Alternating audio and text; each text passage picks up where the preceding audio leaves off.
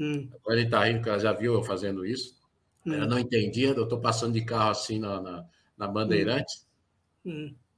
e de repente saiu comemorando como se fosse um gol, assim, alguma coisa. Comemorando que nós estamos passando sobre a linha imaginária do Trópico de Capricórnio. A É linha verdade imaginária do isso. trópico. É muito, muito legal isso. Não é por acaso que estamos nessa cidade grandiosa, né? Onde passa o Trópico de Capricórnio. Nada é por acaso. Bom, hoje nós vamos falar dos símbolos, a simbologia de São Paulo, capital bandeirante. E não tem como a gente falar da simbologia de São Paulo sem falar um pouco da história de São Paulo, né? E uma das coisas que eu achei interessante, por exemplo, por que uma cidade que está no interior, assim, não é uma litorânea, chegou a ter mais de 10 milhões de habitantes? Como se explica isso? A capital do Brasil, antes da mudança para o Distrito Federal, para Brasília, era o Rio de Janeiro, e a capital anterior foi Salvador. E o Brasil começou pelo litoral. Por que uma cidade não litorânea chegou a ter mais de 10 milhões, ou seja, passou a cidade mais populosa, podemos dizer assim, no hemisfério sul? O que aconteceu para isso, né? E depois de muito pesquisar, eu vi algumas condições naturais da cidade de São Paulo que justificam, né? E acho que eu já vou aproveitar e colocar as imagens que vai ajudar a ilustrar melhor o que eu estou falando, né? Por que o interior de São Paulo? Quer dizer, por que São Paulo é uma cidade, um planalto, né? 200 metros acima do litoral e difícil de chegar, né? Mas essa dificuldade já era intencional, porque o que acontece? De lá de São Paulo se partiu o caminho para o Peru, para a Bolívia, para o Paraguai, para o interior da América do Sul. Por onde? Pelas estradas. As estradas que existiam na época. Como assim época? Só tinha os índios lá, como tinha estrada? Tinha estradas. Eram chamados peabirus. Estradas de terra, é claro, né? Não estou falando de 4, 5 faixas de estrada, estou falando de uma rota que as pessoas caminhando saem do Oceano Atlântico e chegam até o Oceano Pacífico. Chega até a ser curioso que o europeu demorou para descobrir Machu Picchu. Porque os peabirus já existiam. Se ele soubesse disso, já teria chegado antes, né? Esse é um ponto. O outro ponto que definiu a atração de São Paulo é uma espécie de poder ecumênico, ou seja, as mais diferentes crenças religiosas se encontravam ali. Bem aonde estava o pátio do colégio, existia uma pedra chamada Itaecerá. Itaecerá significa pedra rachada por um raio. Olha, se Deus tem um jeito de escrever, para os índios, o raio é uma forma bem contundente de Deus estar escrevendo e se comunicando com eles. Então, se tem uma pedra que foi rachada por ele, essa pedra deve ser sagrada. E ela tanto foi sagrada, como ela se tornou um objeto de culto das mais diferentes etnias indígenas, inclusive inimigas, tá? Eles se encontravam, eles davam um jeito de se encontrar na região de São Paulo com suas colinas, essa parte aí do pátio colégio. É até difícil de imaginar, porque você vai lá no centro da cidade, tudo é cimento, tudo é avenida, ruas, né? Mas quando você vê ali ladeira, Ponte Geral, é porque ali era um porto. Nossa, Eduardo, então aterraram isso, puseram cimento em cima, isso é um crime ambiental. Pois é, né? O que eu vou dizer, né? São Paulo cresceu, se expandiu e teve sacrifícios ambientais, com certeza. Mas o fato é que ali era um ponto ecumênico, era um ponto de encontro das mais diferentes etnias. E esse alinhamento astrológico, geográfico, de clima, que é o Trópico de Capricórnio, né? O alimento do Sol, né? A alimentação constante do Sol que assegura uma terra fértil, né? Isso também ajudou a computar, né? Então, o que acontece? Os jesuítas que estavam lá na Bahia desceram, vieram para cá. E o sonho deles materializar a Terra, que é a América, materializar na Terra o paraíso, passava por isso. Olha, esse caminho para o interior tem que passar por São Paulo. Então, isso é fundamental para a gente falar sobre a fundação de São Paulo. Porque a fundação de São Paulo se deu assim, vai aqui, vai ler qualquer coisa e está inaugurada a cidade. Não foi assim. Em outras palavras, a gente pode dizer o seguinte: São Paulo foi inaugurada oficialmente em 25 de janeiro de 1554. Qual foi um ato? Foi o governador do estado veio aqui e tal? Claro que não. Foi uma missa. Então, houve uma integração divina nesse nascimento de São Paulo. Essa integração divina também não se deu somente em 25 de janeiro. Houve um planejamento. E a escolha da data foi uma escolha canônica. E a escolha da data de preparação também foi uma escolha canônica. Ou seja, vou mostrar aqui. Em 29 de agosto de 1553, houve uma missa de conversão de 50 catecúmenos. E só depois, quase 6 meses, veio a fundação da Vila de Piratininga, no dia 25 de janeiro de 1554. Então, veja, 29 de agosto é a degolação de São João. Fundação da Vila de Piratininga, conversão de São Paulo ao apóstolo dos gentios. Isso é coisa do padre Anchieta? Não é. Aqui, ó, o superior era o Manuel de Paiva. José de Anchieta e demais jesuítas participaram na missa. Eram 12 em função do líder. Quem era o líder superior? O Manuel de Paiva. Nas duas missas. Sabe quem mais estava aí presente? O Leonardo Nunes, que era o Abará Bebê, né? O padre voador, né? Padre voador porque ele tinha a impressionante capacidade de se deslocar de Nordeste a Sudeste, podemos dizer assim, em pouquíssimos dias, quando a média dos índios e da população era no mínimo o dobro. Então, um trajeto demoraria 20 dias, ele fazia em 10 dias. E é interessante que nós estamos falando do número 13 aqui, ou 12 em função do líder, né? Então, tem uma simbologia astrológica aqui também. Esses padres jesuítas, eles manjavam de astrologia. Eles consideravam as efemérides muito a sério. Então, quando você definiu que a cidade, o local vai se chamar São Paulo de Piratininga, Piratininga era como era conhecida a região. O peixe frito, né? Pira, o peixe, né? Tininga, o peixe seco. Então, você tem rios piscosos e facilidade em plantar mandioca na terra. Então, você faria, com a farinha da mandioca e mais o peixe, você fazia aí um peixe seco e era um alimento tradicional entre os índios. E a região ficou conhecida como Piratininga. Mas aí, ao chamar São Paulo, o que os jesuítas estão decretando aqui? Ele está decretando uma profecia. Eu estou estipulando que essa cidade está evocando a sua função bandeirante, a sua vocação bandeirante. Por quê? Porque São Paulo era o apóstolo dos gentios. E por apóstolo dos gentios se entende aquele que vai levar a boa nova, que é a mensagem de Cristo, pelo interior do Brasil. A boa nova que estava na ordem de Cristo, que esteve nas raízes da fundação de Portugal, que esteve e turbinou as navegações dos descobrimentos, tanto portugueses como os espanhóis. Mas os portugueses com maior facilidade, porque o próprio rei de Portugal era grão-mestre da ordem de Cristo. E sempre é bom lembrar, a ordem de Cristo é que herdou a ordem templária, né? A ordem dos templários, que foi extinta lá no século XIV, o Filipe o Belo na França e o Papa, né? E que arderam no fogo do inferno quando fizeram isso, sob a profecia do próprio grão-mestre templário, Jacques de Molay, né? Jacques de Molay, que sendo queimado vivo no sacrifício lá da sexta-feira 13, e assim o decretou essa maldição merecida, vamos dizer assim, ao Papa e ao rei da França, endividado com suas 1001 guerras, estripulias, sabe lá o quê, né?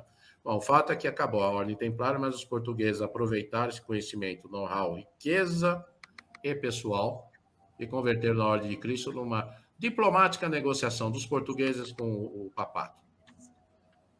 Essa é a marca dos portugueses e essa é uma marca interessante que o brasileiro está herdando do português. A capacidade dele ser negociador, dele ser diplomático, em vez de ele partir para a guerra, né?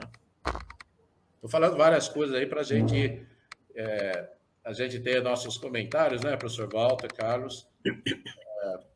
Muito bom, viu, Edu? E pelas minhas pesquisas, a gente fica realmente intrigado, né? Porque Tudo começou no litoral, né? Inclusive as primeiras vilas foram a Vila de São Vicente, né? Que é lá embaixo, no litoral, e a subida para São Paulo é uma subida bem vertiginosa, né? 800 metros de altitude, né? Tanto é que a Serra do Mar ficou conhecida, né, muito tempo como uma muralha, né? Uma coisa assim enorme.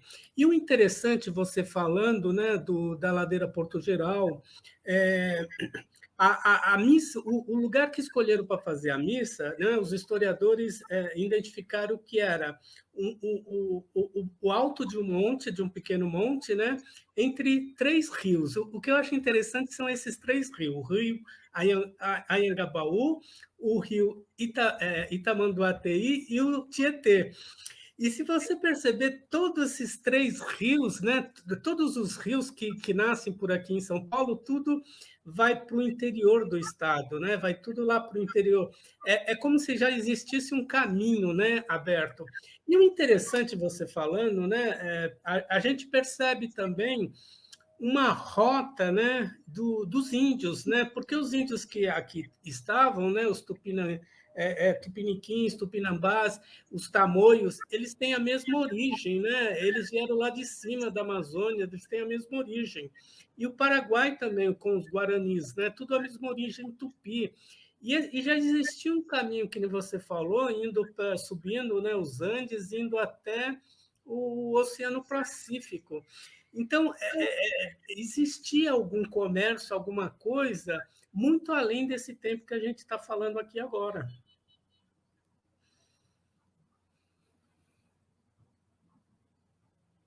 Carlos, vou até aproveitar o ensejo e já vou passar a palavra para o professor Walter, mas antes, aqui está o quadro do Antônio Parreiras. Isso. Tem o outro quadro mais tradicional, mas em ambos é difícil você perceber a nascente do rio, mas você vê ao fundo os rios, né? Exatamente.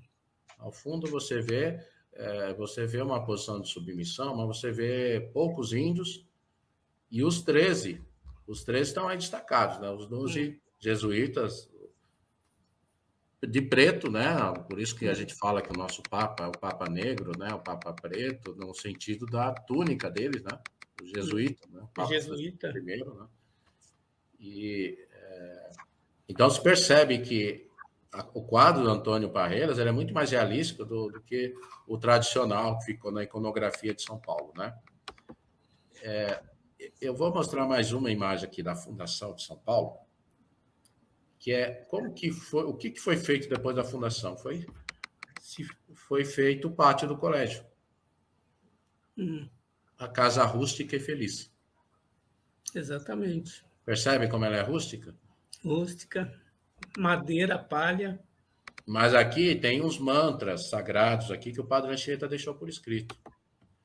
Por quê? Ela é a primeira construção de São Paulo. Rústica, mas cabia um seminário, uma enfermaria, escola e cozinha. Já tinha uma noção de serviço público impressionante. Impressionante. E o que ele deixou por escrito, o Padre Anchieta? São José de Anchieta, vamos deixar claro, né? Paupérrimo et vetustissimo sede felice certi tuguriolo. Então, a cabana pobre, antiga, miúda e feliz. A tradução, né? Mas ela tem um sentido mais profundo, porque vetustissimo, ele está evocando algo arquetipal. É como se ele estivesse inaugurando uma etapa da sabedoria iniciática das idades, o destino divino. Paupérrimo tem uma referência de ser pequeno, sim, mas também como é São Paulo, e Paulo significa pequeno, né? É uma maneira de subliminarmente estar evocando São Paulo, né? E agora vem a palavra mais interessante, que é tuguriolo. Tuguriolo é o sentido de você proteger algo, ocultar esse algo, renunciar a algo. Então, tudo o que interessa está nesse algo a ser protegido, que é o tuguriolo. Aqui na Eurosa a gente poderia traduzir o tuguriolo literalmente como uma obra. Tudo em função da obra, né? Tudo em função da obra. A obra do quê? Do eterno na face da terra. Deus, o desejo divino de materializar a terra e evocar a consciência de todos os cidadãos, né? E você bem observou essa questão do rio ir para dentro. como a própria geografia de São Paulo obriga você a olhar para dentro. Olhar para O Rio de dentro. Janeiro olha para fora, né? Sempre falava Isso. essa analogia, né? Que o português do Rio ficava olhando os navios querendo voltar para a Europa, né?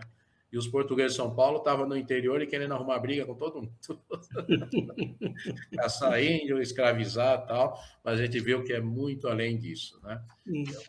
Antes de avançar, eu queria que o professor Walter já começasse as suas considerações iniciais, professor Walter. Bom, eu posso falar aqui inicialmente a respeito de São Paulo como a cidade dos rios, como o Carlos estava falando, né?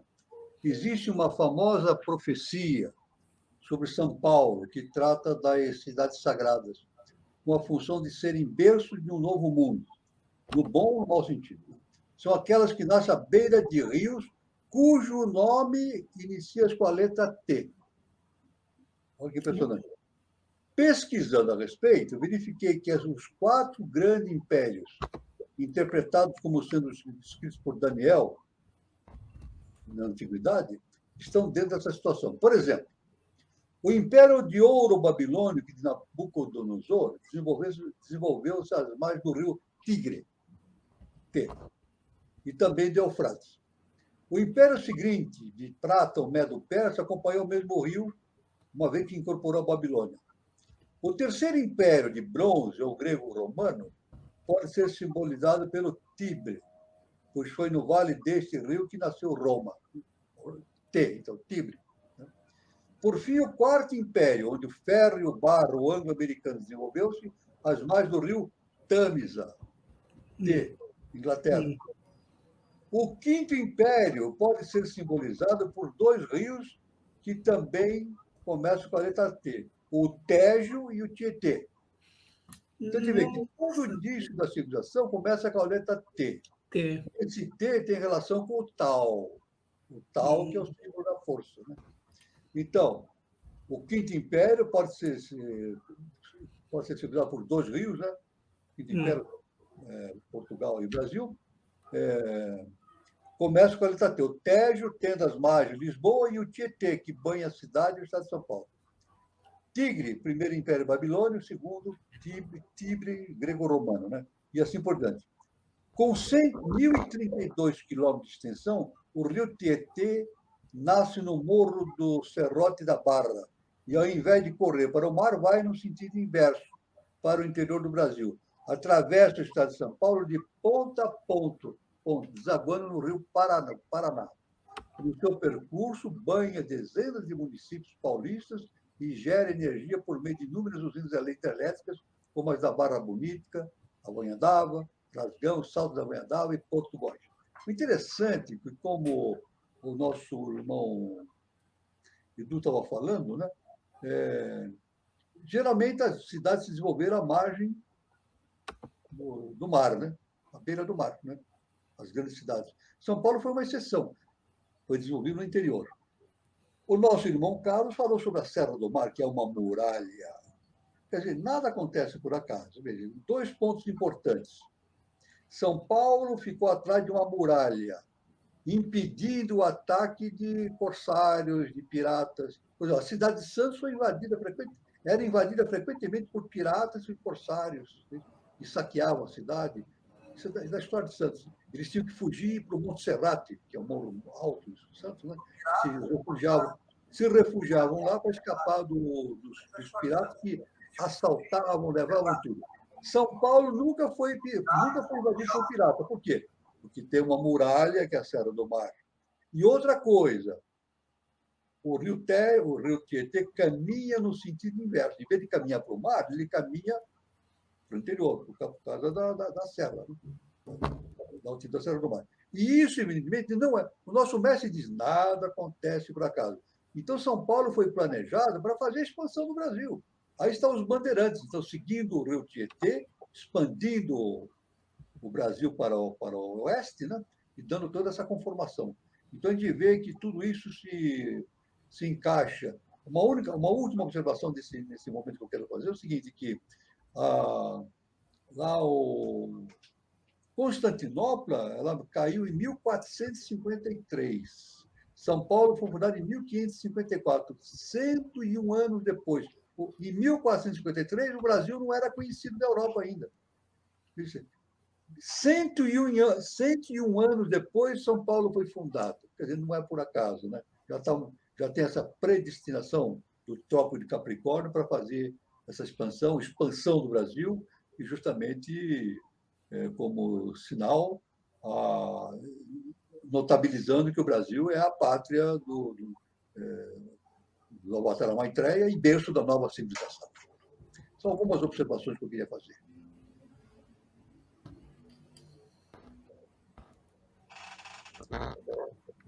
Alô? Eu tenho ainda mais uma consideração sobre essa característica de São Paulo, né? Quando eu montei o primeiro estudo dessas apresentações, nas épocas, né, professor Walter, a gente estava em palestras públicas, né? Sim. Públicas presenciais, não virtuais. Presenciais. Eu estava inconformado, que estava faltando o que a gente chama a cereja do bolo. Está faltando uma informação crucial para eu levar. E eu não estava encontrando de jeito nenhum. E com uma gigantesca alegria, o meu antigo professor de uma aula só, mas uma aula que a gente não esquece, então, com orgulho falo disso, né? Lá na USP eu tive a aula com o professor Aziz Adsaber, então presidente da Associação Árabe Brasileira, e um grande geógrafo. Ele fez uma palestra, uma aula na época estava na contabilidade, falando sobre meio ambiente, né? E a gente saiu nervoso querendo destruir os governantes e tal. Ele falou, calma, é com a pena que a gente consegue, é no diálogo e não na violência, tá? Foi uma aula bastante interessante, né? E foi ele, num artigo que ele escreveu sobre São Paulo, que ele ajudou a esclarecer um pouquinho mais. Vocês sabiam que São Paulo, há incontáveis anos, era um lago? Não. Depois desse lago, nas características geológicas que ele comenta como geógrafo, né, especialista, ele comenta que São Paulo, há incontáveis anos, era um lago. E esse lago depois foi se fechando. E por isso que São Paulo tem bastante recursos hídricos. É o resquício disso, né? E o que aconteceu?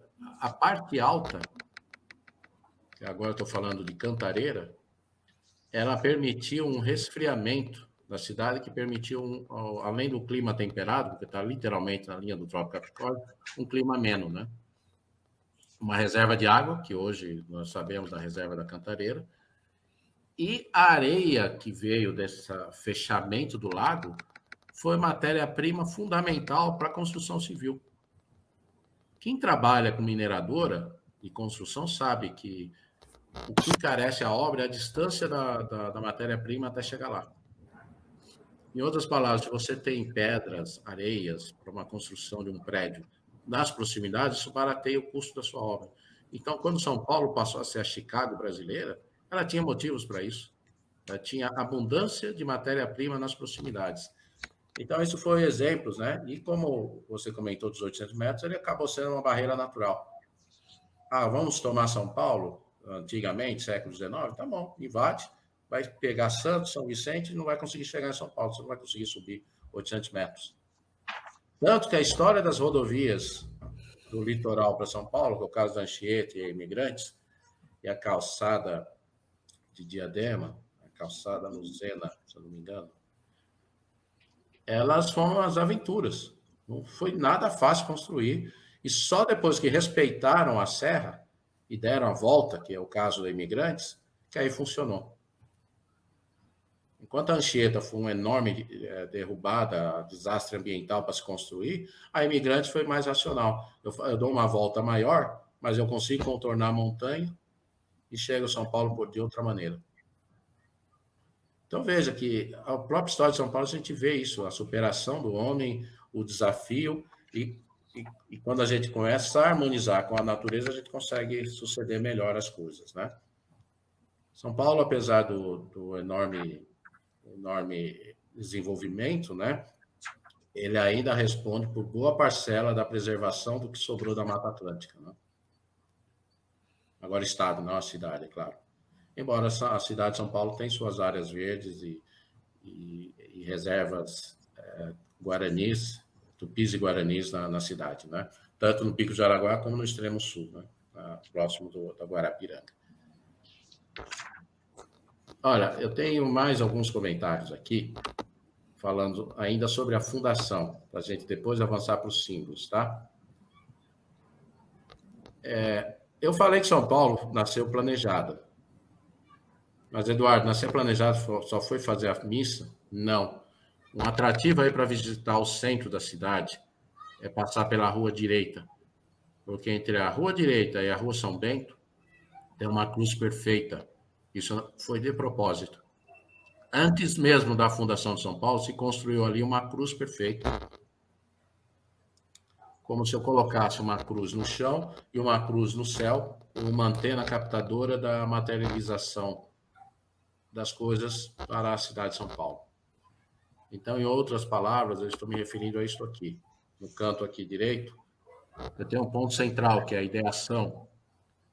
Depois eu tenho uma linha contínua. Em horizontal, é a mãe, a plasmação. Então, o pai com a ideação cósmica, a mãe com a plasmação, fazer as coisas acontecer, e o pai e o filho, ao formar a cruz, em que ele expande para todos os cantos. Então, essa expansão virá, ou seja, o que quer que eu esteja criando nisto é uma forma de magia, é uma magia divina. Isso vocês podem ver comparando a Rua Direita com a Rua São Bento. Então, isto é uma das coisas importantes que foram consideradas pelos jesuítas no ato da sua fundação, né? Dito isso, então acho que podemos ir já para os símbolos, né, professor Walter? Quer comentar mais alguma coisinha sobre a fundação de São Paulo? Só uma coisa importante, a historiografia brasileira fala muito dos homens, as mulheres também tiveram presença, não pode ser ignorado que o Brasil foi formado por heróis e heroínas, tá? Isso é crucial, né? É bem lembrado, né, Eduardo? Inclusive, quando foi fundada a Vila de São Vicente, né, já tinha um povoado aqui, né? João Ramalho ele veio para tentar descobrir como que eram os índios que habitavam aqui, e ele se casa, né, com a filha do cacique, né, a Bartira, né, que também o cacique índio Tibiriçá. Então tem toda essa ligação. E se você for pesquisar, né, essa ligação de São Paulo com a comunidade indígena, ela vem avançando até bem o século XIX, né? Existia muita gente, inclusive, que falava tupi aqui na cidade de São Paulo, né? Eles falavam a língua nativa, né? A maioria tinha ou o pai ou a mãe que era de descendente indígena, né? E isso aí é muito interessante também. Lembrar da filha do cacique Tibiriçá, a Índia Bartira. Carlos, tanto é que até quer comentar algo sobre isso, sobre a atuação das mulheres, né, da mescla racial. Não, eu estou com um probleminha técnico aqui, vocês perceberam que eu caí, né? Literalmente caiu a câmera aqui. Estão falando de São Paulo, a cidade foi projetada. E por que, né, eles esperaram até dia 25 de janeiro? Me parece que é porque é a data que aquele soldado Saulo ele recuperou a visão. É isso? Eu acho que é a conversão de Paulo, professor? Conversão de Paulo de Tarso. Conversão de Paulo de Tarso. Foi uma... Quer dizer, não se tem... É uma data fictícia, porque nem existia calendário, né? Naquela época, né? O calendário juliano nem existia, né? Mas a igreja convencionou 25 de janeiro como dia de conversão de Paulo de Tarso ao Cristo, né? Então, os padres que fundaram São Paulo, Anchieta e Manuel da Nóbrega, resolveram fundar justamente no dia 25 de janeiro, né? Isso é muito importante. A gente vê que as coisas não acontecem, nada acontece por acaso, né? Não. A bandeira da cidade de São Paulo tem a forma heráldica dela, tem a cruz do Cristo, né? Então, e as grandes navegações foram feitas pela ordem de Cristo, né? Justamente para a realização de uma nova civilização no Ocidente, né? Então, nós vemos realizando esse processo todo com São Paulo, a gente vê, né, São Paulo com a cruz do Cristo, né, que não foi por acaso que isso aconteceu, né, e também São Paulo, né, que é o divulgador das ideias de Cristo, não no sentido esotérico, mas no sentido, vamos dizer assim, emocional, né? Ele fez uma transcrição do ensinamento de Cristo para que o povo entendesse. Foi uma missão que ele teve, uma missão de lei, né? Então, nós temos esses dois pontos importantes: a cruz do Cristo, a bandeira de São Paulo, e São Paulo, que tem o nome de São Paulo no dia da conversão dele. Nada acontece por acaso. Isso tudo está relacionado com esse projeto de lei que existe de fazer com que o Brasil se torne a pátria de uma nova civilização. O berço de uma nova civilização. E é bem lembrado, professor Walter, que o apóstolo Paulo, depois São Paulo, o Paulo de Tarso, ele era uma pessoa preparadíssima no sentido culto da coisa, né? Era um iniciado, nosso mestre era um iniciado. Ele era um perseguidor, né, cobrador de impostos, depois se converteu, e muitos dizem que o que está no catolicismo hoje na verdade, é a ideia paulinista, né? É o paulinismo, né? É o paulinismo.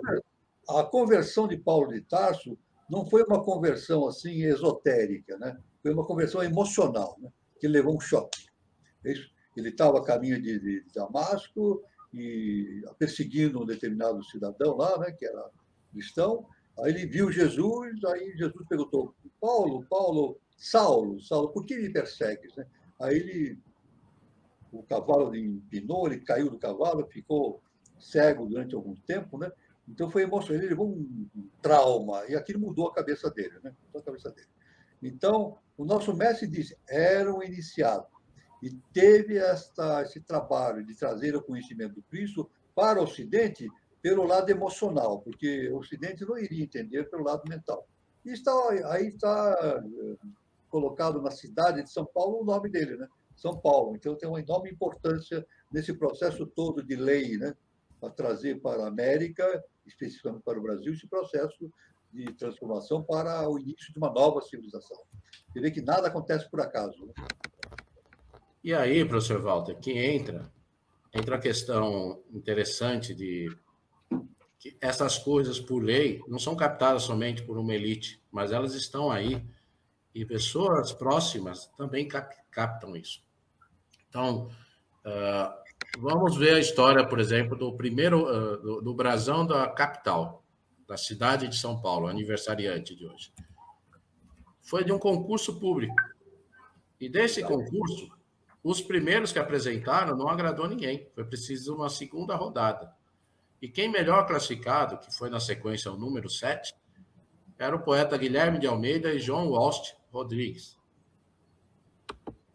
Essa foi a primeira versão deles, não do Corduco. E nessa primeira versão do brasão deles, observa que tem uma espada e a bandeira. A bandeira da Ordem de Cristo tem um machado. Tem o brasão lá no topo, né? O brasão não, a coroa mural dourada para simbolizar a capital de estado. Os feixes são todos de café. E uma cor que prevalece é a cor vermelho, da tenacidade paulista. Na segunda versão ficou assim. Mudou o lado, mas continua a bandeira da Ordem de Cristo, continua a espada, para destacar aí o poder militar de São Paulo, Dom Pedro I, a tenacidade paulistana ainda reforçada pela cor vermelha, né? E no final ficou assim. Ficou mais aprimorado o desenho, o nome do Corduco. A gente vê a coroa mural dourada, com as portas abertas em vermelho. Em destaque, um cavaleiro ostentando, carregando a bandeira da Ordem de Cristo. E o mote, né, o listel, não do Corduco, ou seja, não conduzo, não sou conduzido, conduzo. É uma frase que soa bastante arrogante, vamos dizer assim, mas esqueça a arrogância aí. O que está prevalecendo é um desejo e uma estipulação pelo poeta Guilherme de Almeida, que captou essa característica de São Paulo. Qual é a característica? Nós somos beligerantes porque nós estamos velando pelo melhor do Brasil. E aí, o que é interessante nisso é que no estado de São Paulo também prevaleceu esse espírito. Como? Vamos começar pela bandeira. Estão vendo no topo, dentro da circunferência, quem está em proteção? É justamente a bandeira do Brasil. Não é a bandeira do estado de São Paulo. Em azul índigo está o mapa do Brasil, não o mapa do estado de São Paulo. Corrigindo a minha fala. E aí, quando você vai para o brasão do estado de São Paulo, você vê esse listel. Pro Brasília fiant eximia. É uma frase interessante, mas de onde veio esta frase, né? Esta frase foi utilizada na campanha de São Paulo de 32 para arrecadar ouro. Dá para ver aqui no centro, Pro São Paulo fiant eximia.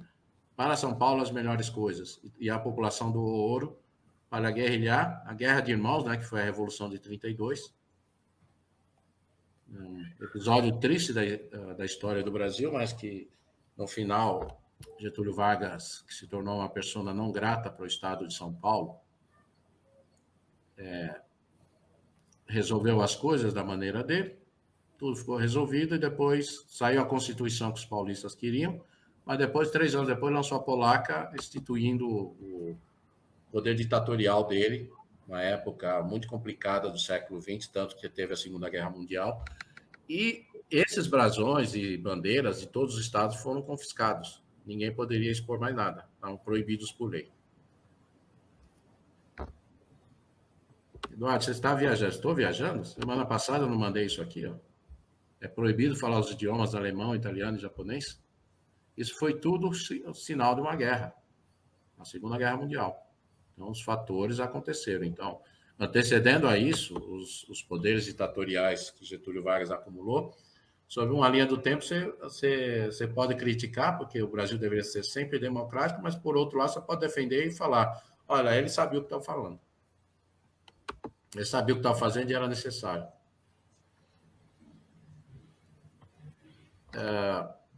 Bom, eu coloquei aqui a bandeira, né? E eu quero destacar um outro lado simbólico importantíssimo. Importantíssimo. Nós vamos falar do Cruzeiro do Sul. Deixa eu ver se eu acho aqui a imagem. A imagem do Cruzeiro do Sul. Por quê? O Cruzeiro do Sul está presente no escudo da República Federativa do Brasil. Essa imagem é o centro. No topo aí, a bandeira do estado de Goiás. Então, vocês podem ver que na bandeira do estado de Goiás, nós temos o Cruzeiro do Sul representado. Na bandeira do estado de São Paulo, aí no topo à direita, eu já fui direto para te dizer que essas estrelas amarelas e o Brasil são as 5 estrelas do Cruzeiro do Sul. 4 em função do quinto. 4 em função do principal, do que tem que ser velado. Aí embaixo aqui está a imagem do Cruzeiro do Sul. Pode ver que a pequenininha é intrometida, né? É o central. E a intrometida, nesse caso, a bandeira do estado de São Paulo, é justamente o mapa do Brasil. Então, o Profiante São Paulo Exímia foi trocado pelo governador Toledo, que falou assim, não, Profiante Brasília Exímia. Nossa vocação é para defender as coisas do Brasil, e não só em São Paulo. Então, isso é importante, porque não é para pensar errado. Quando a gente diz isso, quer dizer o quê? Que eu tenho que interagir com todo mundo. Quer dizer que eu tenho que atuar e respeitar os irmãos de todos os cantos do Brasil e, quiçás, do mundo. Então, é uma proposta inclusiva e não exclusiva. Não pode ser confundido os papéis. Eduardo, onde isso está reforçado? Então, eu vou mostrar para vocês. Quem estiver em São Paulo, vocês têm a chance de ouro de conhecer um Cruzeiro do Sul estilizado em 3D, em 3 dimensões. Onde isso está? Está no Parque da Independência, onde fica abrigado o Museu da Independência, ou seja, onde teve o grito independência do Brasil, o Ipiranga. Aqui, nessa imagem no cantinho, tem 4 piras fazendo os Maharajas, né? Norte, Sul, Leste, Oeste, e ao centro, a Musa da Vitória caminhando e atrás dele o povo. Essa é a simbologia do Brasil, é a intrometida e é o que interessa ser protegido. É muita coisa ao mesmo tempo que interessa aí a simbologia do Cruzeiro do Sul. A mais sagrada constelação que está na bandeira do Brasil, tão sagrada que foi eleita para o selo presidencial, o brasão da República Federativa do Brasil, e está presente em bandeiras e municípios, a exemplo aí que eu falei do estado de Goiás e o próprio estado de São Paulo, né? Então, é uma simbologia importante a do Cruzeiro do Sul e está no estado de São Paulo. Não podemos ignorar isso e ela representa esses aspectos fundamentais. Eu quero avançar aqui o brasão do município, mas aí eu não sei se o professor Walter e o Carlos, a Dani, querem fazer mais algum comentário sobre isso. Eu achei fantástico as colocações que você fez da bandeira de São Paulo, do símbolo de São Paulo e da ligação de São Paulo com o Brasil todo, né? É como se fosse um guardião mesmo, né, da pátria brasileira, São Paulo. Muito legal isso, Edu. Eu vou até aproveitar e já pegar uma das perguntas que foi feita do Guilherme Guazzeri Neto, né? A gente falou lá da subida, né? Subiu ao cume, Capricórnio? Os caprinos, né? Que sobem montanhas, né? É interessante, viu, Guilherme? É realmente muito interessante. Em relação a tudo que a gente falou, não é possível. Eu acho que São Paulo era um ponto, né, no estado que tinha com um ponto energético muito forte, que tinha que ser o ponto da fundação mesmo de uma cidade, né? Uma cidade que ia ser como uma locomotiva, né, que empurra, né, que não é conduzida, né? Ela conduz, né? Não é conduzida, ela conduz. Então, essa é a característica de São Paulo, né? E o professor Walter também colocando, né, a importância dos rios. Eu sempre achei estranho. Por que São Paulo, né?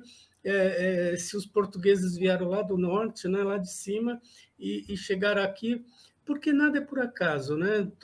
Tudo já está predestinado. São Paulo, essa muralha, subir, né, o monte, né, subir o monte, fundar São Paulo entre os rios, né, entre vários rios, e o rio Tietê, né, o professor Walter bem lembrado, né, todo o império tiveram um rio com a letra T, e esse rio que segue para o interior do Brasil, né, que vai até, que nem o Eduardo falou, não corre para o mar, corre para o interior, né? É muito legal tudo isso, viu, Eduardo? Parabéns. E o mais importante, veja bem, que era muito simples para os primeiros habitantes do Brasil, os portugueses, fundarem cidades no litoral. Exatamente. Para fazer comércio, receber mercadorias, fazer tudo, né? E justamente São Paulo foi feito de forma inversa. Foi colocado atrás de uma muralha. É claro que não é por acaso isso aí, né? Não. A lei determinou que São Paulo fosse colocado atrás de uma muralha para justamente proteger São Paulo das invasões de piratas, de invasões daqueles corsários, etc. Né? Então, e um grupo de padres, né, que a gente sabe pelo nosso conhecimento que eram seres de alta hierarquia, né? Nós sabemos disso. Né? Era uma elite espiritual. Era uma elite espiritual que estava trabalhando naquele momento, né? E tanto que tem essa imagem aí da primeira barracão que se fez, né? De São Paulo que se fez, em que, se não me engano, foi Nóbrega ou Anchieta que fez muitas referências alusivas a esse barracão, dando a enorme importância dessa construção, né? Então, a gente vê que a construção de São Paulo não foi feita de maneira totalmente atípica, né?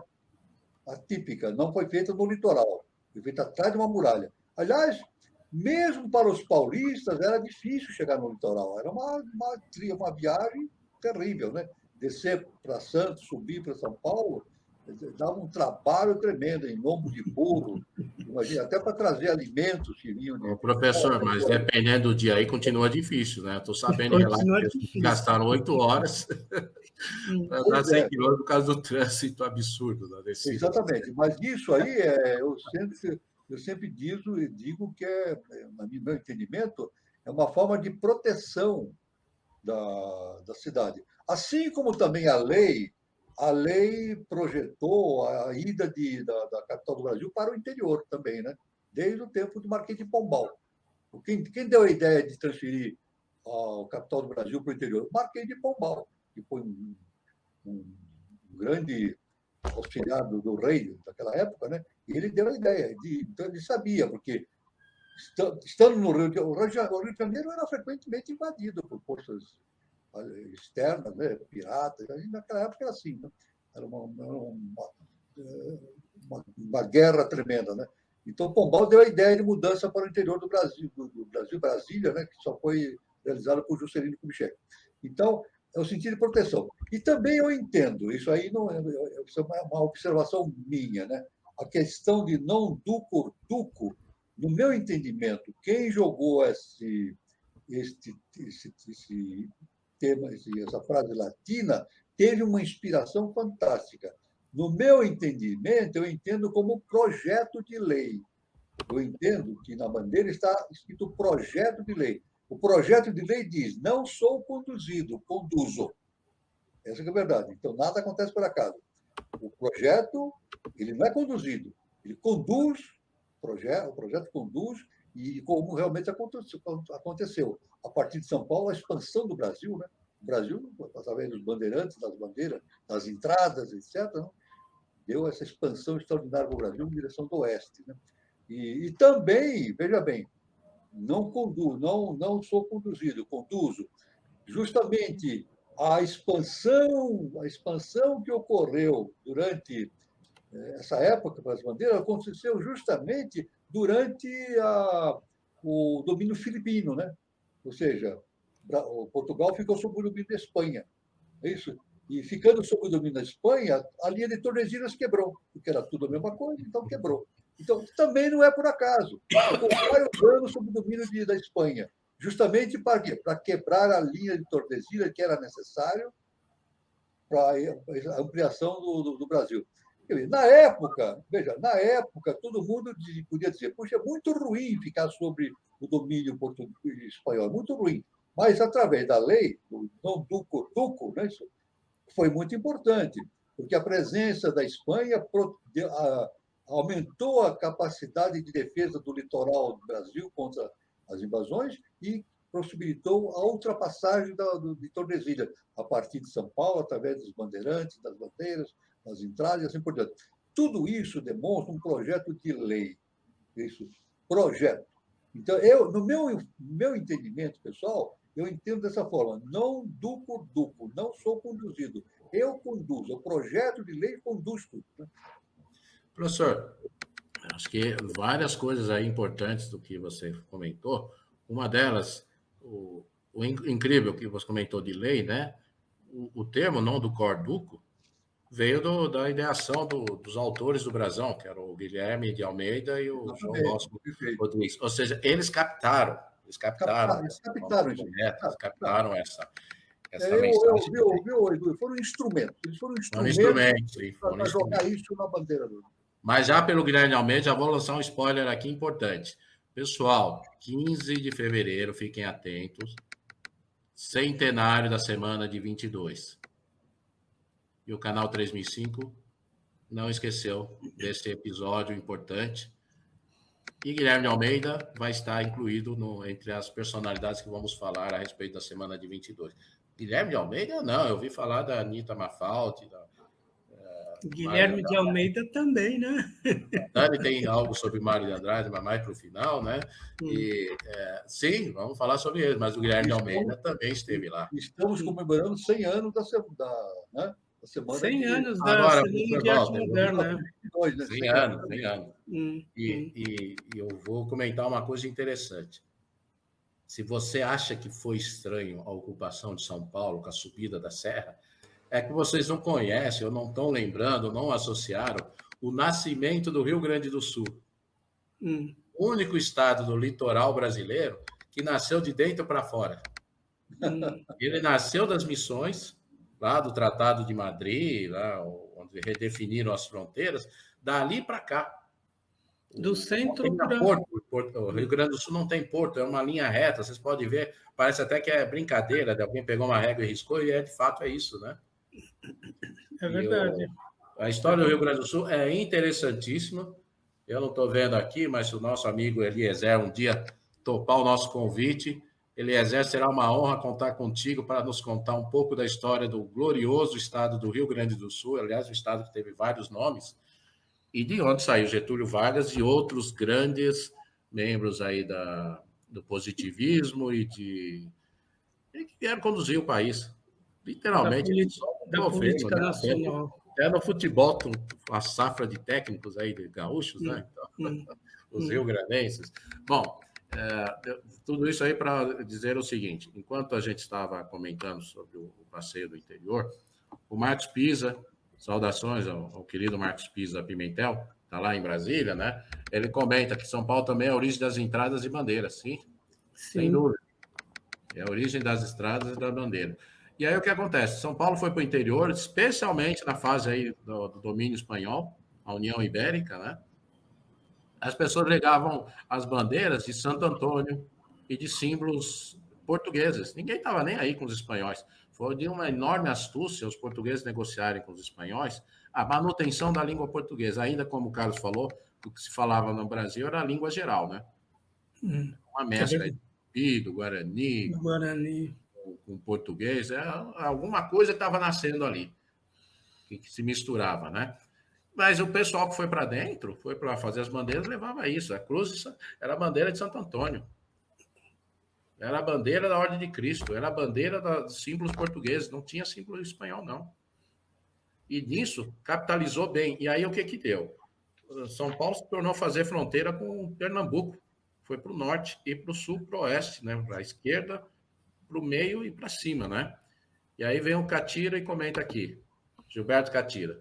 Lembrando que Goiás foi fundado e foi administrado por São Paulo durante muito tempo. Sim, muito bem lembrado, Catira. Goiás é um perfeito exemplo do que foi esse movimento bandeirante. É um perfeito exemplo. E acho que tem aí um outro comentário complementar do Catira. Deixa eu ver aqui. Enquanto Goiás era administrado por São Paulo, sua capital era a cidade de Goiás, conhecida hoje por Goiás Velho, cidade de Cora Coralina. Pessoal, recomendo e muito conhecerem Goiás Velho. E a casa de Cora Coralina, a casa verdinha na beira de um rio. É uma casa muito simpática. A história de Cora Coralina e a história de Goiás Velho, né? Eu gosto de dizer que é Goiás com Z, mas o pessoal escreve Goiás com S, e eu já escrevo Goiás Velho, eu não encontro, escrevo Goiás com Z, não encontro, escrevo Goiás, aí misturam com o Estado, mas insistem um pouquinho que vocês vão encontrar. É caminho para Goiânia, naturalmente, né? E também caminho para o Distrito Federal, vocês vão encontrar Goiás Velho. Vale muito a pena conhecer essa cidade. Boa dica, Catira. Então, pessoal, voltando... Eu quero fazer um comentário. Opa, Dani, com você. Vou dar um spoiler aqui, gente. Logo mais a gente vai ter um projeto que vai tomar grande parte do ano, o bicentenário, né, da independência. A gente já está falando do centenário também de 1922. Já estamos preparando uma live especial sobre o assunto. E daqui a pouco vou fazer uma homenagem, né? Mário de Andrade. Vocês estavam falando da missão das bandeiras, né? E aí eu não posso deixar de citar, porque nesse spoiler do projeto, a gente vai trazer várias personalidades aí importantes que realizaram em várias frentes para o Brasil ser o que é, né? E eu fiquei incumbida de representar, obviamente, aqui nesse clube de meninos, as mulheres. E falando da missão das bandeiras, eu não posso deixar de citar a Ana Pimentel, né? Uma mulher fortíssima, esposa do Martim Afonso de Souza,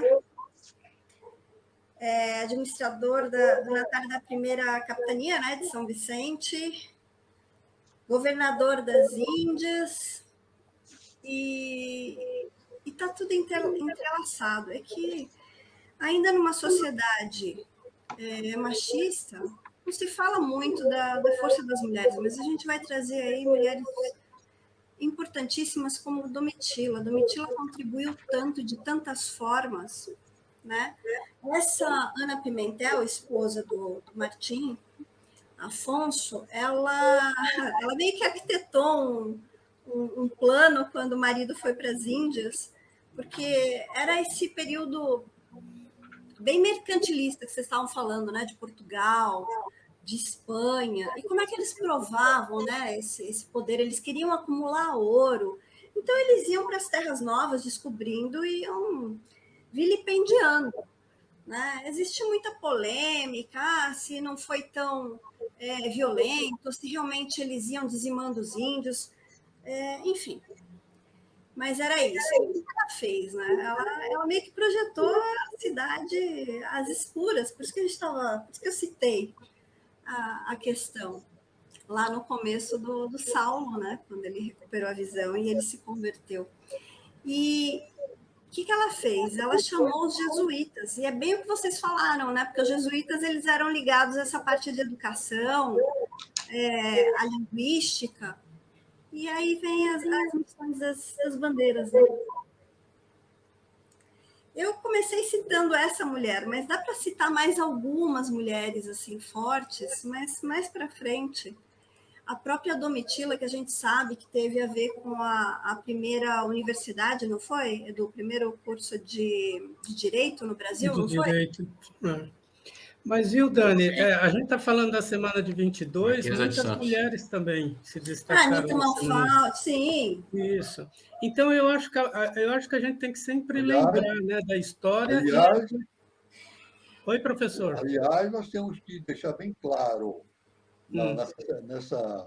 nesse ciclo da semana de 22 que nós vamos analisar, né, no canal 305, todos, né, vão participar disso, falando sobre as mulheres, né, dizer que quem assinou a independência do Brasil foi a dona Princesa Leopoldina. O Brasil não foi 7 de setembro que foi feito, foi dia 2 de setembro de 1822. Dia 7 de setembro, o Pedro bateu o martelo aqui em São Paulo. Olha, São Paulo novamente, né? Em São Paulo. E justamente ele tinha visitado a Domitila em Santos, né? Tudo se encaixa. Ele estava fazendo uma visita para a Domitila. Subiu a serra, recebeu uma carta da Leopoldina e do Patriarca da Independência, José Bonifácio, né? Dizendo que a princesa Leopoldina já havia assinado a independência, dia 2 de setembro. Ele não teve jeito, né? Quantos anos ele tinha? 22 anos. 22 anos ele tinha. A princesa Leopoldina tinha 23, dois jovens, né? Então, mas justamente em São Paulo, né? Por isso que eu digo, por isso nessa semana de 22 nós temos muito assunto para conversar. Agora, uma coisa importante que o nosso mestre, o professor Henrique de Souza, sempre fala nos seus escritos, né? A história que nós temos, a história acadêmica, ela não é correta.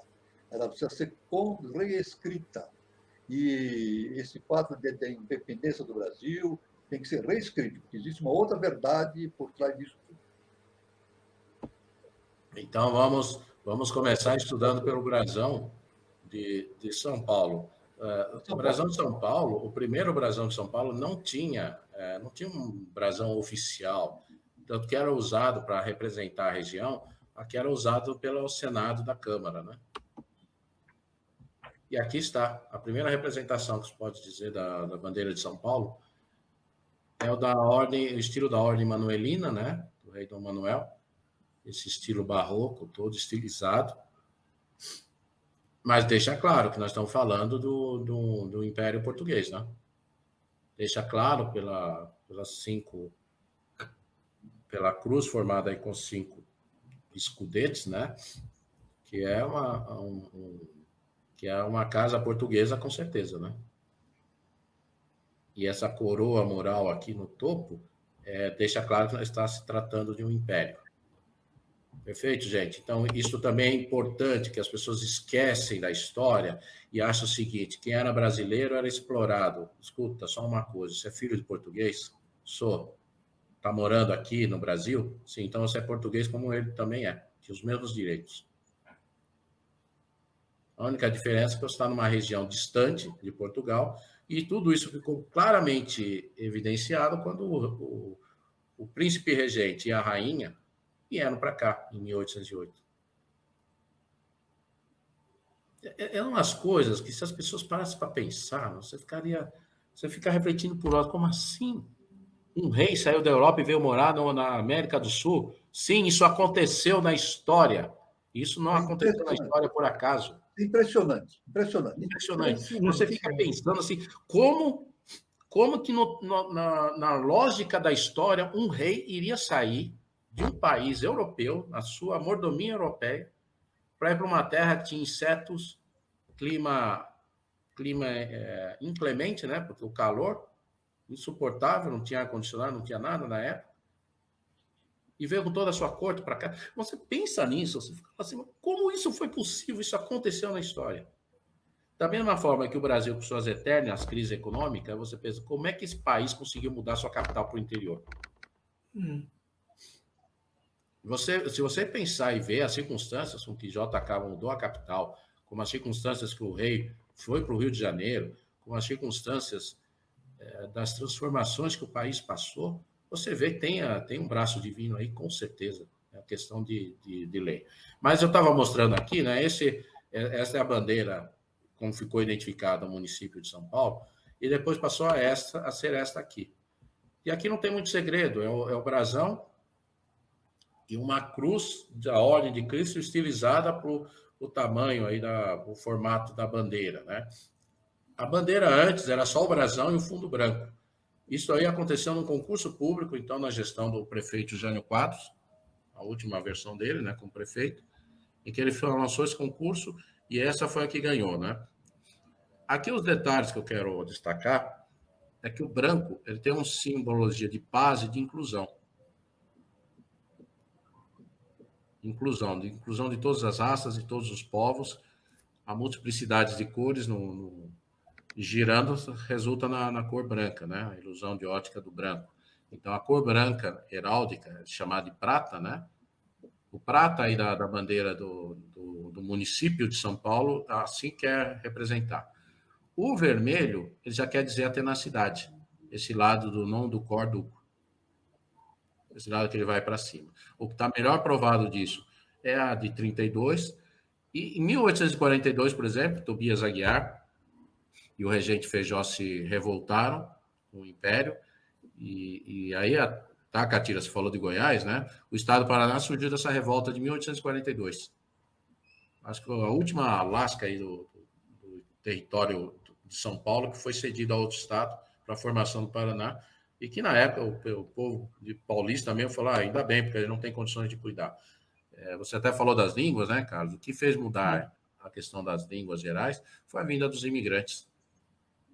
E São Paulo foi recebido muitos italianos, ao ponto que em 1919 se falava mais italiano do que português. E ao ponto que 30 anos depois, lá vem eu com a brincadeira, é proibido falar alemão, italiano e japonês. Mas foi difícil, mas é fato, gente, é fato.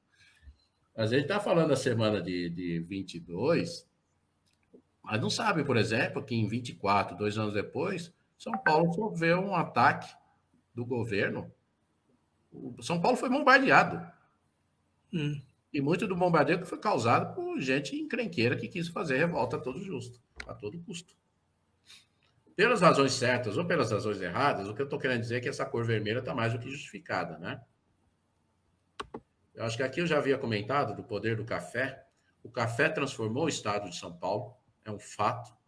O que foi o século XIX para o estado de São Paulo foi o que projetou São Paulo, foi o que permitiu o investimento cada vez mais intenso em educação, tecnologia e na formação da sua metrópole, que se transformou na Chicago da América do Sul. Quando veio o ciclo de industrialização no Brasil, São Paulo estava pronta, no sentido de ter espaço, ter capital humano, ter dinheiro E tudo isso veio graças às colheitas do café. Tudo isso, quer dizer, força de expressão, né? Substancialmente veio isso da riqueza dos fazendeiros do interior, cafeicultores, né? Era o ouro da época era o café. Hoje não é mais, mas ainda assim o Brasil é um grande produtor de café mundial, né? Interessante, né, o Eduardo, que na bandeira nós temos o braço de um guerreiro, né? Nós temos o braço de um guerreiro sustentando um machado. E nesse machado está a bandeira da Ordem do Cristo, né? Quer dizer, veja bem, eu nunca li nada a esse respeito, mas intuitivamente eu vejo essa bandeira e vejo esse braço como a do Cavaleiro Templário, né? Segurando a bandeira do Cristo, né? Justamente para a conquista do espaço interior do Brasil. E depois você demonstrou isso, que a espada foi substituída pelo machado, né? Olha só que importante. Eu nunca tinha percebido isso. A espada foi substituída pelo machado. Agora, veja bem, uma conclusão minha. Eu entendo disso. A espada foi substituída pelo machado porque a espada é guerra, o machado é trabalho. Então, eu acho que isso aí tem uma simbologia muito importante, né? Então, a cruz do Cristo, mas está apoiado num machado que representa o trabalho do desbravamento, das entradas pelo sertão, etc. Aí tem que usar o machado para abrir essas trilhas, etc. Né? E no caso do estado de São Paulo, foi mantida a espada, mas veja que as penas ao fundo caracterizam asas. Asas, ou seja, são os guerreiros divinos, né? Divino. Aí a gente pode uma estrela de 5 pontas no topo. A gente pode entender como a espada da lei, né? Espada da lei. E aí, e falando aqui do quinto senhor, da estrela de 5 pontas, professor Walter, olha no que deu. Quando eu fui para o Mato Grosso e eu vi a bandeira do Mato Grosso. Ou melhor, vi a bandeira do Mato Grosso, achei bonita. Mas aí, eu consegui ver depois o brasão do Mato Grosso. E olha que feliz sincronicidade. Olha só, que coisa. Ou seja, vamos falar dos Templários. Os Templários tiveram uma guerra para reconquistar a Terra Santa. Os mouros os expulsaram. Então, os Templários se reinventaram na versão 2.0, que foi que deu a era das grandes navegações. E os Templários, dessa vez repaginados como Ordem de Cristo, chegaram ao centro do Brasil. Saíram de São Paulo e foram ao centro do Brasil. O que isso quer dizer? Que aqui é o destino. Por isso que eu comentei aqui itinerário de Ió, né?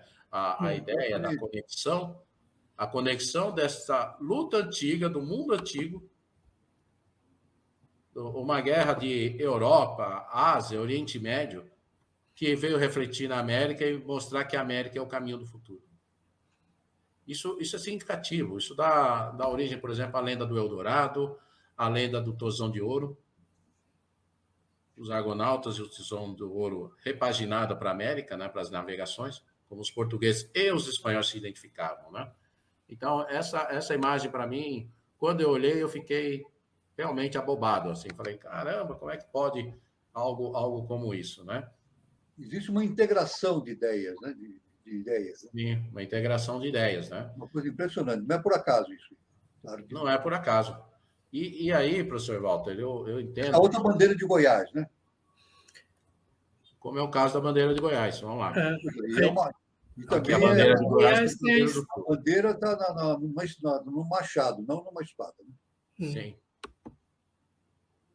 Muito legal. Só faltou a bandeira do Estado de São Paulo, tecer umas palavras, cara. Desculpa, Carlos, pode comentar. Não, achei muito interessante vocês finalizarem toda essa conexão, né, templária com os bandeirantes. Muito legal, porque realmente tem muita ligação, né, com a bandeira e os brasões, tanto de Mato Grosso como Goiás. Tem muita ligação bandeirante, né, com tudo isso, né, com a colonização do Brasil. Muito legal isso, viu, Eduardo? Eu queria fazer um comentário também. Aquela hora, o que eu estava falando, né? Eu estava dando spoiler, mas a gente vai deixar essa parte de aprofundar, falar mais dessas mulheres. A gente vai ter lives especiais falando dessas mulheres fortíssimas. O que eu estava querendo dizer aquela hora é que teve a mão dela nessa questão da missão das bandeiras. E aí eu queria ler um trechinho aqui de um texto que eu estava lendo hoje, que não tinha nada a ver com a live, eu estava lendo porque são aquelas sincronicidades absurdas, né? O que a gente mais tem são livros. E eu vou muito na intuição, eu vou lá, pego e abro, e nada por acaso, tudo é causal. E aí a minha pergunta para vocês, em cima disso aqui que eu vou ler. Se a bandeira, que nem o professor estava falando, tem um braço, e tinha a espada e agora tem o martelo. A guerra e depois a construção. Essa bandeira ela teve inspiração, não sei se vocês falaram isso, na Ordem de Maris, porque eu queria ler um trechinho aqui. A gente sabe que Portugal é um trechinho de Dharana, tá? É um país fundado sobre a égide da polaridade, Sol e Lua. A gente sabe o que está falando aqui. E aqui, qual é o trecho? Cabe dizer que a cor do estandarte da ordem era, segundo o professor Henrique José de Souza, nosso mestre, de cor púrpura. Também de fundo púrpura, onde se destacava uma asa dourada. Segundo outros, um braço alado armado de espada. Era o estandarte da ordem da ala de São Miguel, extraordinariamente restrita e praticamente particular no monarca, ou assim parecendo. Com efeito, a ordem foi fundada após Cid Eric se ter internado em reclusão durante 3 dias, é tudo misterioso e tudo tão certo, né? No mosteiro de Alcobaça, quando saiu da iniciática vigília, o nosso primeiro rei vinha já com a regra, o estatuto e o projeto do estandarte da ala de São Miguel. Como é sabido, o solar arcanjo São Miguel, ou Micael, foi considerado o anjo tutelar de Portugal desde o início da nacionalidade. É isso que eu queria ler para vocês. Se teve uma inspiração nesse estandarte ou não.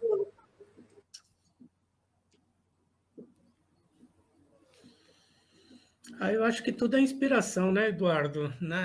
A inspiração da corrente de pensamento templária, né, que passa por Portugal e vem para o Brasil. E eu achei interessantíssimo que antes era uma asa. Era uma asa dourada. E depois um braço alado. É impressionante a sincronicidade. É muito interessante. Você vê que tudo está ligado, né? Tudo está ligado. Pessoal, deixa eu só esgotar. Oh, professor, pode seguir. Uma coisa que para mim é importante nos meus estudos é justamente perceber que a história ela não é feita por fatos isolados. Se a gente estudar pelo lado iniciático, a gente vê que tudo se conflui, está tudo relacionado. Apesar das distâncias enormes entre os países, mas está tudo confluindo, está tudo organizado, tudo se encaixa, né? Como a Daniela falou, tudo se encaixa. Então, esse relato que a Daniela citou se encaixa perfeitamente com o que nós estamos vivendo no Brasil.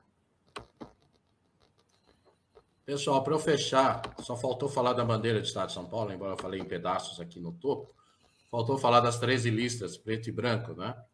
Essa foi uma provocação, né, Carlos? O pessoal da Moca que me pediu para estudar a bandeira do Estado de São Paulo. Eu falei que o preto e branco não me agradava muito. Eu falei, não, mas tem que dar um jeito de estudar que vale a pena. Depois eu vi que realmente vale a pena e eu entendi a lógica do preto e branco. Miticamente, ou melhor, profanamente se fala que as bureias, que são essas faixas mais curtas, né, de sable e prata, ou seja, pretas e brancas, representa a noite e dia, ou seja, vigilância constante, 24 horas. Né? O cantão vermelho, o sangue do povo, a verter, se necessário. Né? O mapa do Brasil, círculo e silhueta, né? O povo paulista em defesa ou vigilância do país. Honra, coragem, nobreza e intrepidez. Né? As 4 estrelas, a gente já falou dos 4 pontos cardeais e do Cruzeiro do Sul, né? E essas 13 bureias, né? Essas 13 faixas, ela é uma referência aos deputados paulistas que participaram da Assembleia Constituinte de 1822 em Lisboa, que inclui o regente Feijó. Não sei se vocês sabem, essa Assembleia Constituinte foi uma cilada para quem foi, né? Os ânimos estavam bastante exaltados. Era uma época difícil, porque Portugal queria o retorno do rei, e ao retornar o rei, queria que o Brasil voltasse a ser a condição de povoado que era antes.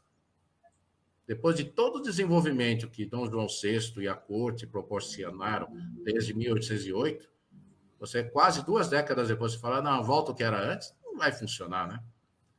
Então, os fatos que precipitaram a independência do Brasil foram praticamente inevitáveis. Mas aquele ponto foi um ponto que eu diria assim, de febre, de estresse emocional máximo. E esses deputados que foram para lá, eles tiveram que fugir. Depois vocês podem ver o relato dos deputados paulistas, como o regente Feijó, o José Bonifácio de Andrade Silva e outros que estiveram nessa Assembleia Constituinte de 22. Fuja, meu amigo, fuja. Sai daí porque está um barril de pólvora, Portugal. E nós somos considerados os inimigos da vez. E quando voltaram, sem saber, já estava decretada a independência do Brasil. Teve outro problema da comunicação. Não tinha WhatsApp na época. Não tinha notícias, não tem isso. A comunicação era muito lenta. Né? É duro, né? Eu já falei aqui que teve um caso aí de guerra entre espanhóis e portugueses que esqueceram de avisar a fronteira do Uruguai com o Brasil e a Argentina, esqueceram de avisar que já foi feito um tratado de paz, tudo não é em guerra, né? É aquela hora que uma cartinha, uma comunicação é crucial, né? Bom, mas é isso que eu queria comentar e já pegar a palavra de um comentário aqui da Vera. Guilherme de Almeida é o grande poeta de bandeira das 13 listas? Sim, Vera Antônia Teixeira. Obrigado pela lembrança. Sim, é o Guilherme de Almeida, ele mesmo. Esse grande poeta, autor do Brasão de Campinas, autor do Brasão de São Paulo, autor do Brasão do Distrito Federal.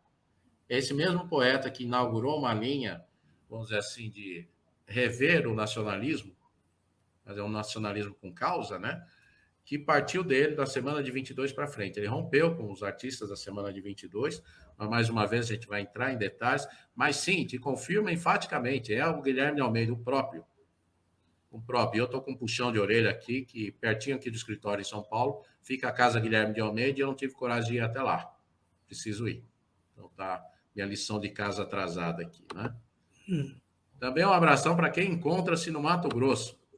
Querido Márcio Cambaúva, muito bom canal 3005. Até os cachorros se manifestam em seu favor, Márcio Cambaúva. Muito bom canal 3005, manancial riquíssimo de cultura. Muito tenho aprendido com vocês, muito obrigado. Caro Márcio Cambaúva, o senhor está convidado para vir aqui no canal 3005, porque o que nós levamos no canal é a contribuição do conhecimento que está espalhado em todos os irmãos, irmãs e pessoas livres pensadores que têm informação de valor, né? E o Francisco Gomes Silva, que está lá no Ceará, Juazeiro do Norte, né? Deixa eu ver, Juazeiro do Norte, Francisco. Muito obrigado por nos prestigiar. Interessante que o arquétipo que dá origem a uma cidade polo para o Brasil projeta São Paulo para o futuro, como uma metrópole que interage e intervém nas grandes mudanças das realidades em todo o país. E fechando aqui, antes desse comentário, Márcio, será uma honra. Sim, será uma honra recebê-los, Márcio Cambaúva. Obrigado pela confirmação. Professor Walter Andrade, Carlos e Dani, querem comentar sobre a fala do Francisco Gomes Silva? Carlos? Eu quero comentar tanta coisa, né? Mas vamos ver, o tempo é curto. Eu acho que é que nem o Edu falou, né? A gente tem vários monumentos em São Paulo, né? Que traça muito bem toda essa metrópole que é o Brasil, né? O próprio monumento do Ipiranga, eu acho que vale a pena a gente reverenciar e estudar. E tem o monumento das bandeiras, dos bandeirantes no Ibirapuera, né, Edu? Do Vitor Brechereiro, não sei também se é da semana de 22, o Vitor Brechereiro. Então, eu acho que tem sim. sim, né? Tanto que a participação do Mário de Andrade, ele teve, se eu não me engano, ele teve... Eu não sei se foi rusgo, o que aconteceu com a família dele, dentro da família dele, porque eu acho que ele comprou uma estátua polêmica, alguma coisa assim. Do Brechereiro. E aí foi um embriãozinho ali que a gente vai comentar depois. Então, o Monumento às Bandeiras era para ser entregue na semana, mais ou menos, de 22, né? Mas levou não sei quantos anos, 30 anos, e o Monumento dos Bandeirantes, então, serviu para a comemoração dos 400 anos da cidade de São Paulo, né? Então, foi inaugurado em 1954. Mas, enfim, eu acho que tem tanta coisa em São Paulo, né, que eu acho que vale a pena a gente fazer uma caminhada no centro, né, no pátio do colégio, Museu do Ipiranga, o Ibirapuera, né, onde tem o Monumento das Bandeiras. E que nem o Edu falou, faz tempo que eu estou para ir também na casa de Guilherme de Almeida, que fica na região do Pacaembu, né?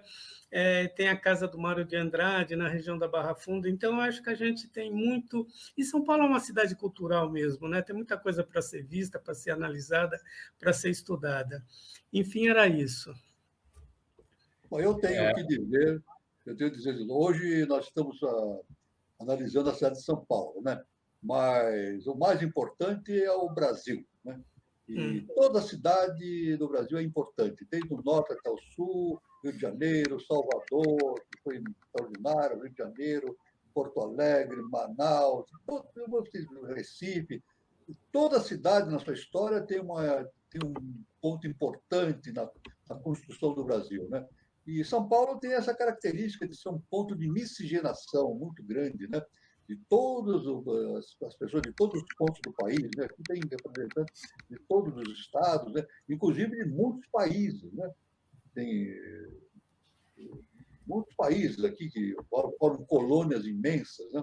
Isso dando uma característica especial para o Brasil, o caldeamento racial, né? Que é uma coisa muito importante para a formação de uma nova civilização, né? Brasil, pátria da Batalha Maitreya, berço da nova civilização. Então, na verdade, o Brasil é a síntese, isso indiscutivelmente, é a síntese desse progresso da mônada nesse momento que nós vivemos no início desse terceiro milênio e vai continuar até 3005, conforme o nome do canal, né?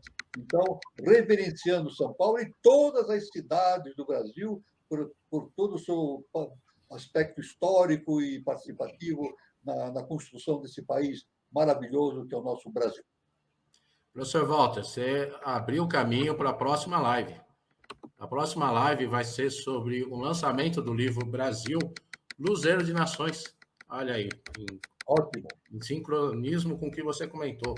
O Ricardo Durega, nosso fratelo irmão lá de São Bernardo do Campo, o Ricardo Durega, que ele é jornalista, ele é escritor, ele é assessor parlamentar, ele se dedicou a escrever essa obra, não é o primeiro livro dele, nós até tivemos o lançamento do livro anterior, e ele vai falar sobre esse ponto de vista dele, como que ele enxerga o Brasil como o luzeiro das nações. E ele fala mais, é luzeiro das nações com a harmonia das três coisas, o respeito à Gaia, né, a Mãe Terra, a felicidade humana e a prosperidade, né? Então, é a consciência, a evolução da consciência, tanto espiritual como material e pacífica e que respeita a natureza, né? Então, é o social, o ambiental e o espiritual, né? O livro, a capa do livro dele ficou assim. Tá aqui. Então, Brasil, Luzeiro das Nações. Ricardo Durega. Então, nesta terça-feira, inaugurando o 1º de fevereiro, né? Inaugurando o mês de fevereiro, às 20h40. E antes, claro, estamos com a querida dupla aqui, o professor Walter Teixeira Andrade e o Carlos Antônio Nascimento, que vão fazer a edição número 76 do Encontro Caminho para a Iniciação. Exatamente. Né? Isso é importante. Mas antes de eu pedir as considerações finais de vocês, tem perguntas aqui que já vou levar aqui. A pergunta foi da Raquel Luz. Depois tem uma do Catira. Raquel Luz, seria verdade o que dizem sobre a vinda dos portugueses na época do descobrimento, que não era para portar na Bahia e sim em São Vicente, mas por algum motivo marítimo acabaram ficando por lá? Eu quero falar uma coisa importante nesse sentido, né? Eu quero dizer o seguinte, que, segundo um autor, no ano 1300, Cocusa, os portugueses já viajavam para o Brasil lá por volta de 1343, por aí. Então, Cabral não chegou pela primeira vez aqui. Os portugueses já vinham há mais de 150 anos para o Brasil, só não declaravam que conheciam o Brasil para não despertar a cobiça dos outros países, inclusive dos espanhóis, né? Então, na verdade, o Pedro Álvares Cabral veio tomar posse do Brasil, né? Agora, existe algo que a história não fala, mas é conhecido por fontes específicas, né? Que o bacharel de Cananéia vivia na cidade de Cananéia antes de Cabral estar aqui no Brasil. O bacharel de Cananéia casou-se com uma índia e ele deu o nome da índia de Cananéia. O que é Cananéia? Alguém que nasce em Canaã. É isso? O que é Canaã? Terra prometida. Olha que impressionante, né? Cananéia é uma mulher que nasce, ele deu o nome da sua esposa de Cananéia, bacharel de Cananéia, né? Então, e também o próprio Martim Afonso de Souza foi enviado para o Brasil justamente para fazer um confronto com esse bacharel de Cananéia, porque ele estava dominando todo o litoral paulista, ele tinha um domínio muito grande, né? Então, o rei de Portugal estava preocupado que houvesse alguma cisão, algum problema, né? O Martim de Afonso de Souza, então, ele entrou em choque com essas forças do bacharel de Cananéia, né? Então, eu quero dizer para a irmã o seguinte, que a resposta é o seguinte, os portugueses não aportaram em São Vicente, mas eu, no meu ponto de vista, poderiam ter aportado, porque eles já conheciam o litoral do Brasil. Eles já conheciam o litoral do Brasil, porque quando eles chegaram no Brasil, os portugueses, eles se davam muito bem com os índios, porque eles já se conheciam há muito tempo, mais de 150 anos. Então, essa observação da nossa irmã é muito interessante e merece um estudo profundo a respeito. Bom, como o tempo se faz breve, ora et labora, ou seja, o lema dos beneditinos, que fizeram parte de Portugal também. Fala dos templários que ocuparam a terra, mas os beneditinos trabalhavam na terra, né? Dos beneditinos surgiu o vinho cheiroso do Lamego, na região norte de Portugal, entre o Minho e o Douro, e daí surgiu o vinho do Porto. Mas a pergunta do Catira é uma pergunta para cá e é interessante.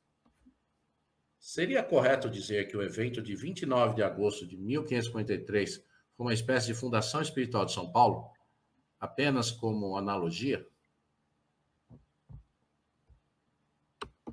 Vamos recapitular o contexto, tá? Os jesuítas já estavam lá. E 50 catecúmenos passaram pela escola com os jesuítas. Muitos reclamam, dizem que já era catequização, que trouxe ideologia europeia, mas a gente depois, num outro momento, pode falar que essa ideologia europeia estava alinhada com o que tinha de melhor no mundo. Era a lei, a organização romana, era a filosofia grega e o que tinha de mais inovador, espiritualmente falando, que era a religião cristã católica na época, né? Mas, de qualquer forma, essa missa foi de conversão de 50 catecúmenos, é como se fosse uma passagem de grau para quem esteve na escola. O sentido simbólico, Catira, aí está claro, né? O spes messis in semine. Nós estamos investindo na semente. Essas crianças é o futuro do Brasil, os catecúmenos. Então, foi essa aposta feita na época, a educação. Tanto é verdade que o Marquês de Pombal, que acertou em muitas coisas, errou em outras. E uma dessas que ele errou, até pelo contexto da época, foi a expulsão dos jesuítas do Brasil.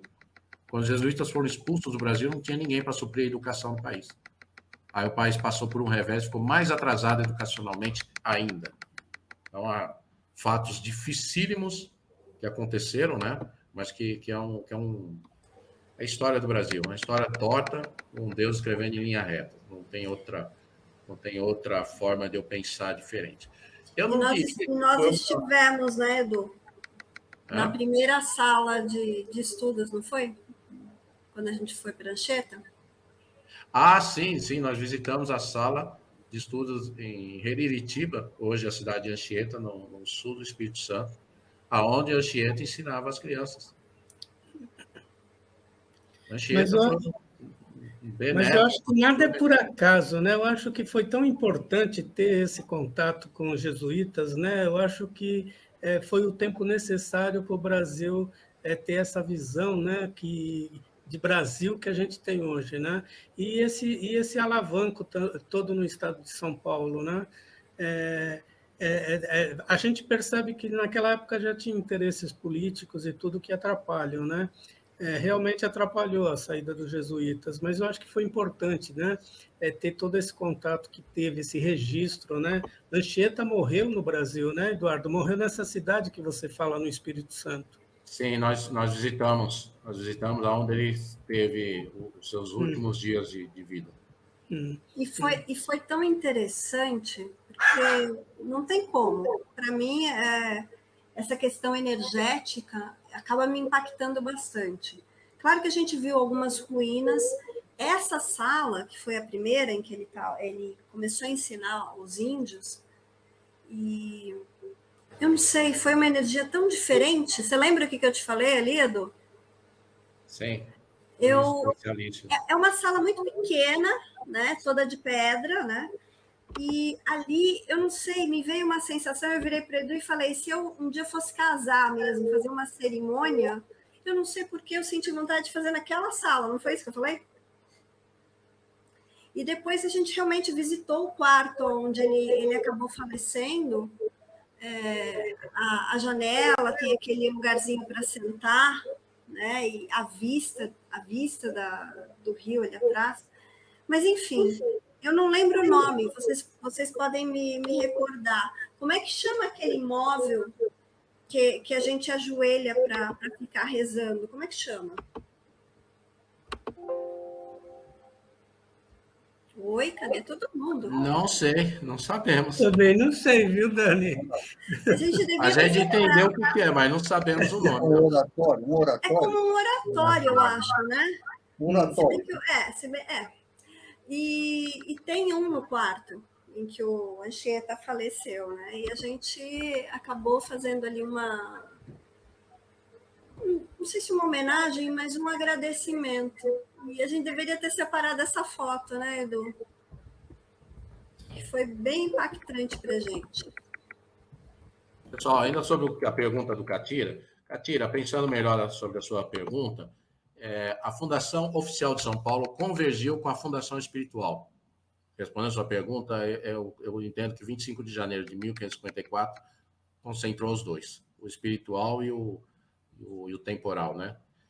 Mas o que eu posso te dizer é que a cidade de São Paulo teve várias fundações. Informalmente, entre 1510 e 1515, João Ramalho, nos arredores da futura Santo André, da Borda do Campo. Vão nos lugares, observe por que as cidades têm aqueles nomes. Por que as avenidas levam aqueles nomes. Então, Santo André, antigamente era chamado Santo André da Borda do Campo. Por quê? Estava na borda do campo.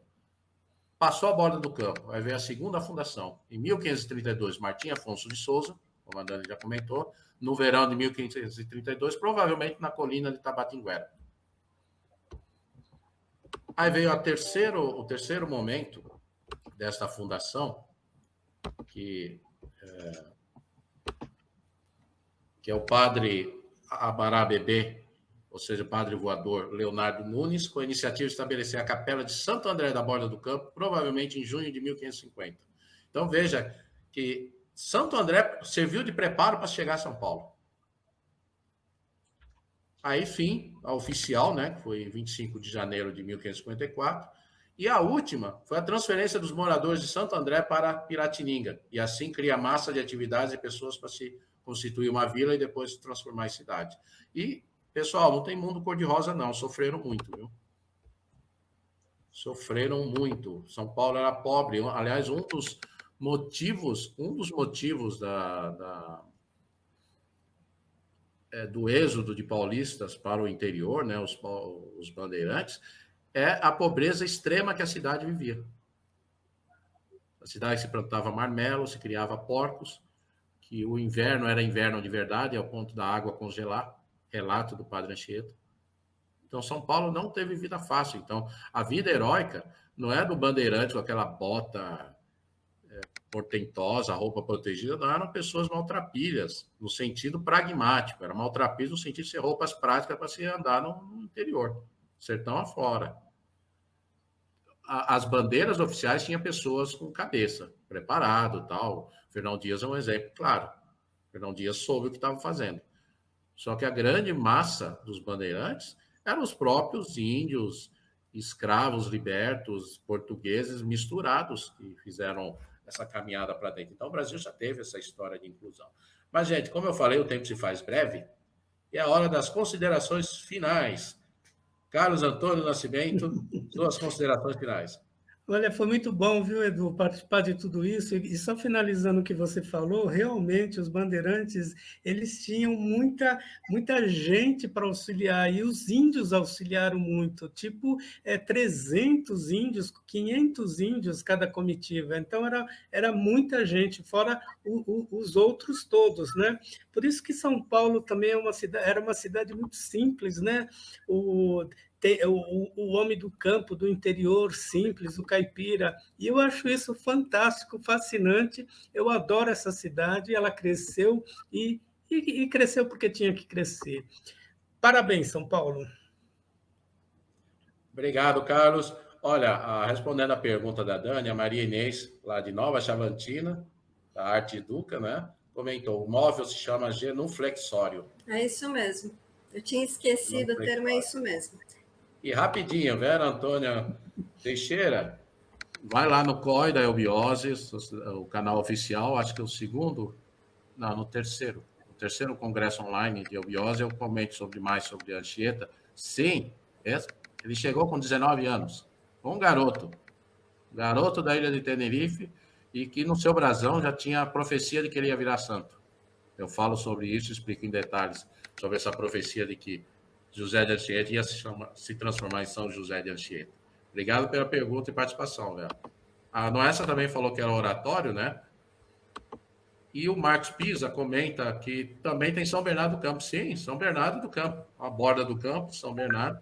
Tudo a ver, tudo ajudou na construção, Marcos. É uma história, por isso que não dá para a gente ficar orgulhoso de dizer, eu fico só na minha terra. Não tem essa de minha terra.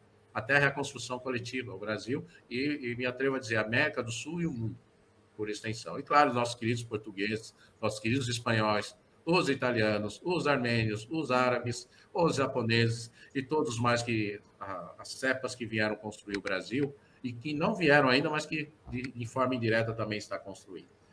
Então, dito isso, Dani, as suas considerações finais. Na verdade, eu queria falar mais uma outra coisinha, gente. São as curiosidades, nem as considerações, né? Você está falando aí das dificuldades em vários momentos, que não foi um caminho de pétalas, né, de rosas, do desbravamento. E, de novo, eu tenho que dar destaque às mulheres que contribuíram para que São Paulo fosse o que é. E aí eu pergunto para vocês se vocês já ouviram esse jargão. Homem que casa com mulher paulista nunca mais levanta a crista.